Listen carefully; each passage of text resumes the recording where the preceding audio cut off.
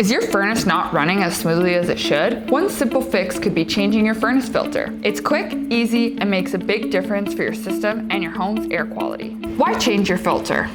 A clean filter helps airflow, reduces strain on your furnace, and lowers energy bills. Plus, it keeps dust and allergens out of your air. What you'll need: grab a replacement filter that matches your old one. You might also want a flashlight if your furnace is in a dark spot, and gloves if it's dusty. How to change it: first, turn off your furnace. Then find the filter compartment. It's usually near the return air duct or blower. Carefully slide out the old filter and note the airflow arrow.